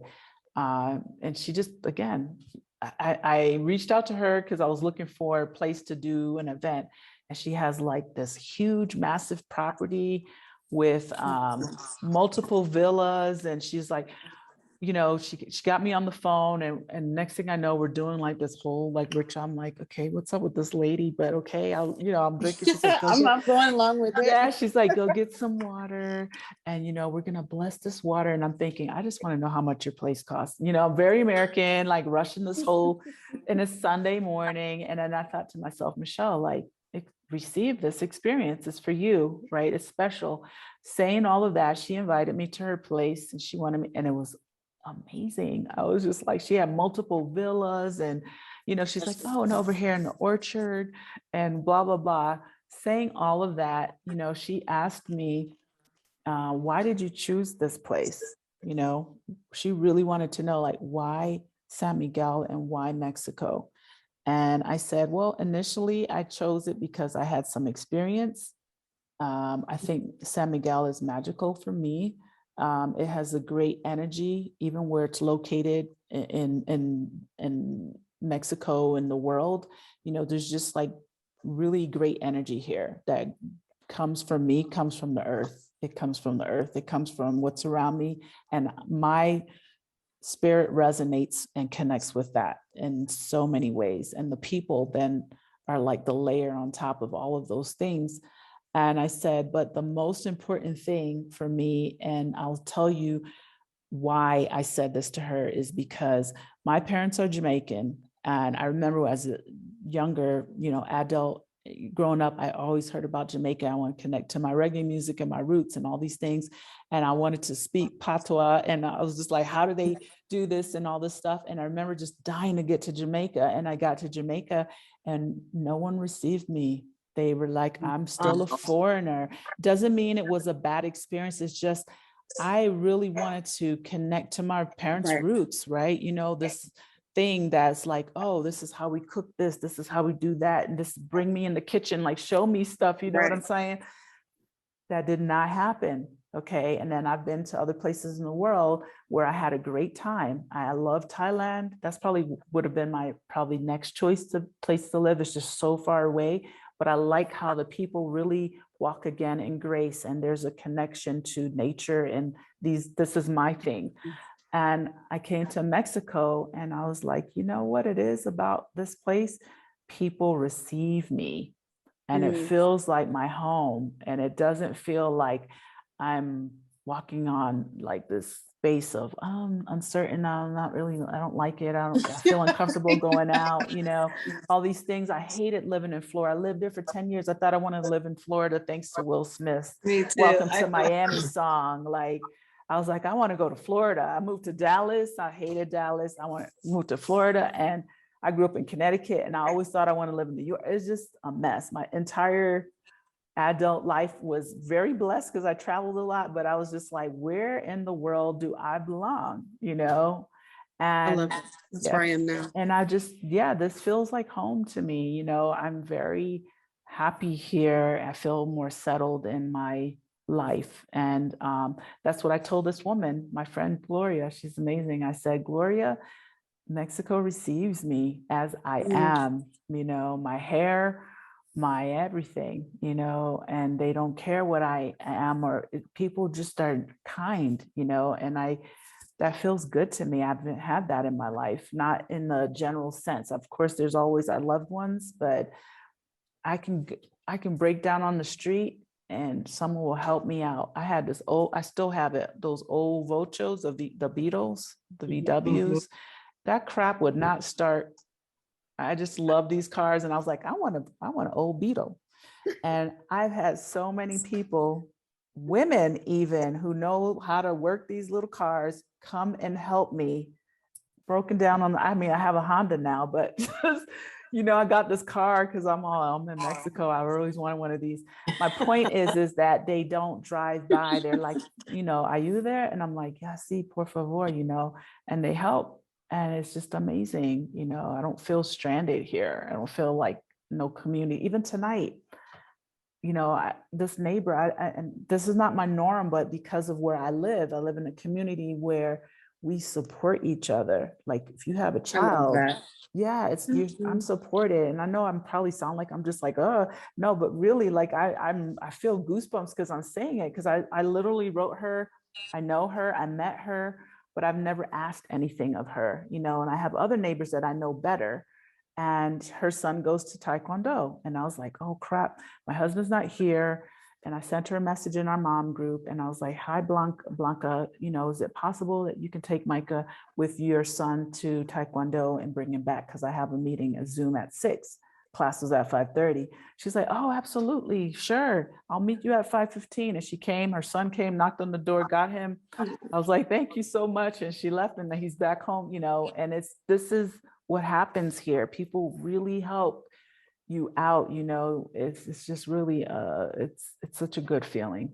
That sounds Thank wonderful. you for sharing that. That Yeah, is you're welcome. wonderful. And I would It say that even in Chicago, like just personal, even when I used to live in Chicago, there was one place that I felt like that in, but I was like all around Chicago. I was on the north side, I was on the south side. And when I went to the north side, where all of the fun stuff is to do, it was very cold. Yeah, It was very unconnected. I remember falling and people just acted like I wasn't even there. yeah, Like I wasn't even there. And wow. when I went to, you know, back to this one place in Chicago, then, you know, people, hey, you okay, sister? Like, let me help Yeah. you. Let me do this for you. Mhm. It looks like you need some support. And one of those, that's a big thing that I'm looking for when I'm trying to find this next place. And I'm sure we all are, Yeah. is what happened, not even like what if it's bad, but the receiving, the support, that real feeling of community, which is one thing that drove me to San Miguel. Is I know that it's a little bit more smaller, it's Yeah. tight knit, but it still has that mini city feel. It's a Yeah. mini city. Mhm. And that's what I love. I love that it looks like a magic place. It doesn't even look real. I It know. looks like something off of a storybook. It does. And then the story that you just told me about, it feels like that, and it's warm. Yeah. That's what I'm hearing. Absolutely. So I love that. Thank you for sharing. No, you're Yeah. welcome. Yeah. I mean, Yeah. it's really amazing. I know I've gone on about it, but it's been really good to us. And, you know, I can't say I'm going to be here forever, the rest of my life, you know, because Mexico is huge and there's so many beautiful places, but I've even been to other places in Mexico, and I'm always happy to come back to San Miguel. Like I can't say there's anywhere that I've gone where I'm like, you know, I want to move here. No, and I've been to a lot of spots. You know, I've been to Mexico City. I have not been to Merida, but I've been close. You know, I've been to Yucatan, Tulum, Playa, and those places are great too. You know, like I always tell people, like I am not the voice for where you should go. I'm the voice for here because this is where I live and I know it, and I preach about it. You know, because it's just been really good to me in this regard, and my family, just in general. You know, the community I live in, I love it. It's super supportive. And anytime, like even coming here, I was very nervous. I came by myself with my son, or I should say my son and my husband was commuting. And I was very nervous about just, you know, we think these things because we've been shown these like negative things about Mexico. And I remember like I was here in June, as hot as ever here. There's no AC. You don't really need it. But I was on the 3rd floor and I like locked up my bedroom, and I'm in there sweating because I was afraid to open the door and let the air in. And I'm the 3rd floor of a development with security and cameras. And I remember this woman I met here, the first Black friend, and almost the first person I met at the grocery store, because you meet everybody at the grocery store. And she laughed at me because she's been here for 18. She's like, Michelle, she's like, you're on the 3rd floor. I said, I know, but what if somebody puts a ladder and comes across? She just cracked up. But you have She to was, expect that from living in the US, though. yeah. Right. And she's like, like, I don't know if you know Michelle, where we're from, because they do that there in I the US. know, I know. And it does happen here, but it doesn't happen in this part, you know? And so she cracked up. She was like, Michelle, get some air, open the window. She was like, you don't have to be in your house sweating. It was funny because I remember I was so scared. I was like, because the way my house is situated, there's 2 levels. and you enter on the second level, and then there's how so we're in a townhouse, but it's like a fourplex. So downstairs they have like, you know, a unit over here with a 2-2, one over here with a 2-2, and then you come up the steps and then you enter into my place, which the first level is kind of like the main living level, but it has also 2 bedrooms and bathroom, whatever.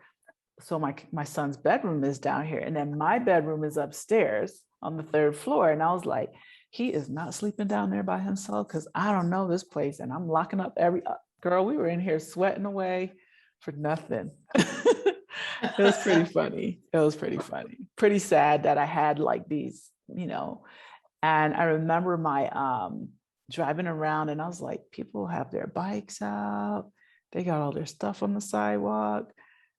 Yeah, now my bike is downstairs. Nobody bothers anything. The doors are unlocked to my car. No problems. Yeah, I want to experience that. I have not. That just sounds. It's nice. I can't. I have to see it with my own eyes. Yeah, my kid runs around outside. He goes outside for hours. Not now in the nighttime. We all have a cutoff, 6 o'clock. Send everyone's kid home. But I remember also when I got here, he was 6. And my first neighbor that I met, her daughter, we were at the pool, we met her, and her daughter was 5. And she's like, oh, they look like they're going to get along really well. What apartment are you? I said, I'm in 8-3. And I think, you know, she came over once, and then, you know, came over to hang out with the mom, came to hang with me just to maybe kind of check out my space. And then she went back, and she's very laid back, really laid back, Mexican who spent some years in the US, but she's Mexican. And the following Saturday, 9 o'clock, it's like a buzz on my door. And I'm like, who the heck is that? Because I don't know anybody. And I'm like, I open the door, this little girl, her daughter, is like, hey, can Micah play? And I freaked out. I literally was like, where is your mother?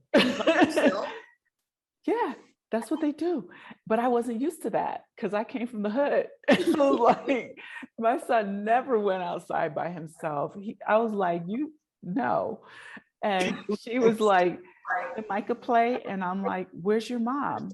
And she's like, she's at home. Can Micah play? And I'm like, does she know you're here? And she's like, yeah. And I'm like, I'm just like speechless. Completely speechless, because she knew how to get to my house. They're in the back, the house behind ours, but there's like I wasn't used to any of these things. And these are the things that I feel have become the value add that I didn't expect to have, and I have it.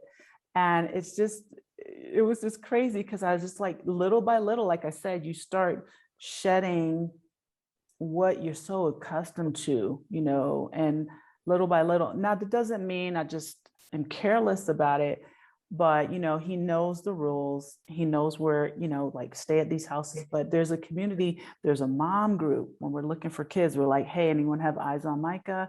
Anyone have, yeah, he's at my house. Okay, I'm sending him home. You know, so there's like this community that I did not have in Florida. I'm telling you, I struggled. I was a single mom in Florida. I had my own business, and it was like, I never got a break, never. You know, unless my mom came down, it was like daycare, running around doing my, you know, my client stuff, picking him up, going home, making dinner. You know, there was no housekeeping. There was nothing. I was just going crazy, you know, for a 3-day vacation somewhere, driving to Savannah, Georgia, or, you know, flying somewhere really quick for a week or yeah. So now I can like literally just breathe in and breathe out, and I get a freaking break. It's amazing. Sounds wonderful. Love it.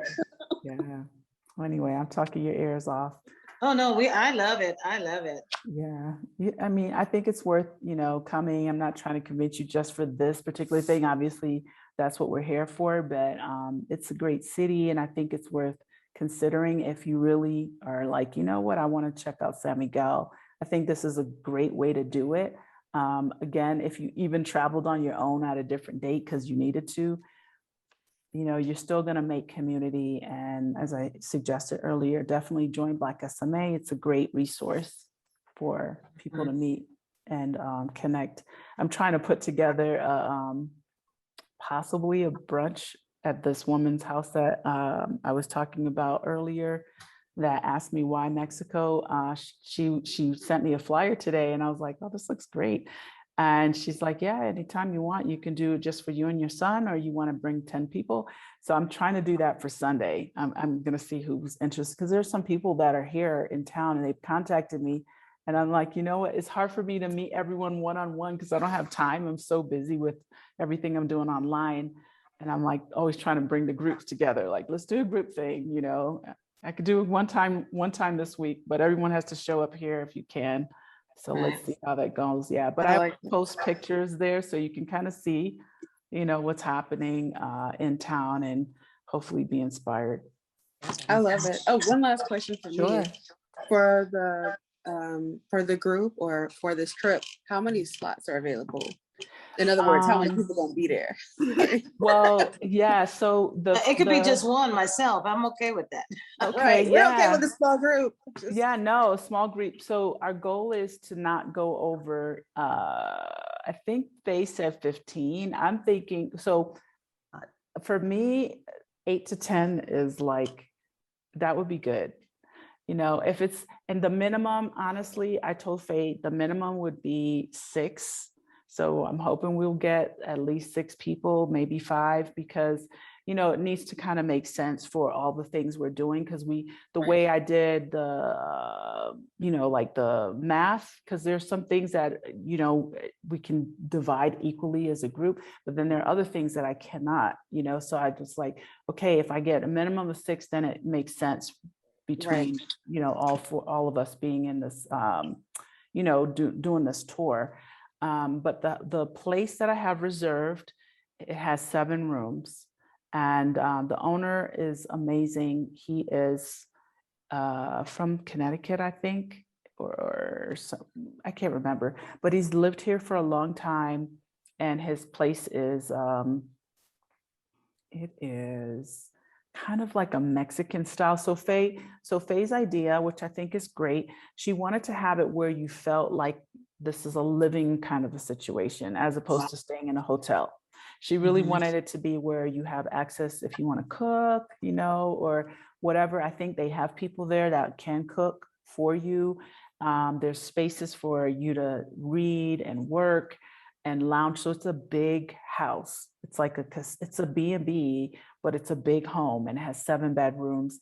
And it's, you know, has great ratings. It's on TripAdvisor and all these other things. So in saying that, it's still very like a Mexican style in terms of the decor and whatever. I initially, Faye was like, hello. I was looking at like some massive, you know, like 10 bedroom, you know, very modern, because I like modern. Look, you wouldn't think I live in Mexico, right? I live in Mexico. I have nothing in my house that's Mexican. And it's because I brought my stuff and I was like, I'm just not starting over. I'm fine with my stuff. I've had them for like these shells I've had for probably 20 years, 25 years. I am not buying anything. And I was like, I like modern. And so when I found this space, which was recommended to me, I was like, okay, this is cool too, you know, and Faye was all about it. She's like, it feels very, you know, like you're going to get the idea of being in a Mexican setting.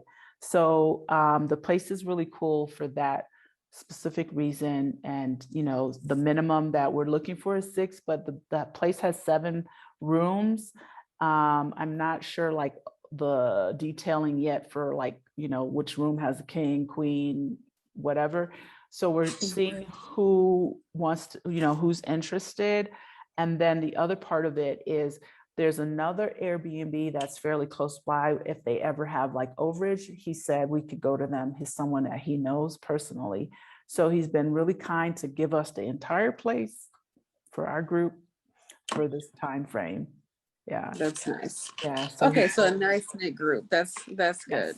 Yes. Thank you. You're welcome. Yeah. Okay, I'm so sorry. ladies, I'm gonna have Yes. to get off the line. Me too. I And, have to get my little man to bed. And so Michelle, I'm gonna email you so we can Okay. talk more. Yes. And I hope to see you ladies soon. Yes, me too. And if you have any questions, please feel free to write me at afroexpats@gmail.com, because I can give you really specific answers. And, you know, Faye and I are like co-planning this, but she's in Kenya and I'm the boots on the ground, so I can help you out. So for on afroexpat@gmail is where I should connect with you for coaching. Yes, you can do, you can certainly find, you know what, let me just put it here Okay. in the chat so you can copy and save it. Let me do, how do I do the everyone? No. Let's see. I'm doing to Shay, but how do I change it to everyone? Oh, I think it's a little oh, drop I down. see it now. Okay, Yeah. sorry. Afro, I'm going to send you the website. Okay. And I'll just share it with you real quick since you ladies are there. You can certainly go there if you're interested in the future. Hold on a second. Okay, I'll do a screen share real quick. This is my site. Okay. Okay, so when you get on it, it's pretty straightforward. You can just go right here. You subscribe if you haven't, and you can go here to book a session. And then the other thing, and there are 3 options. And then the other thing is I have a San Miguel de Allende city guide. And there's like a lot of it. There's 30 pages with hyperlinks to a lot of stuff. So when you're coming, that might be something that would be good to have. Okay. Yeah. Absolutely love it. Thank you. Yeah, Thank you you're for your time. welcome. Thank you for this. We really Thank appreciate you. it. I'm so Yes. excited. Yes, thank you, ladies. And I really hope to see you here, or even if you can't do January for any reason, like come another time, let me know. I'm going to continue doing these. This is, you know, really exciting for me to do it with Faye. And, you know, I have a lot of things in store for 2022. So stay tuned. We can't wait. Thank All you. right. Take Bye. care. Good night, everyone. Bye. Good Have a night, good everyone. night. Bye. Bye. Good night.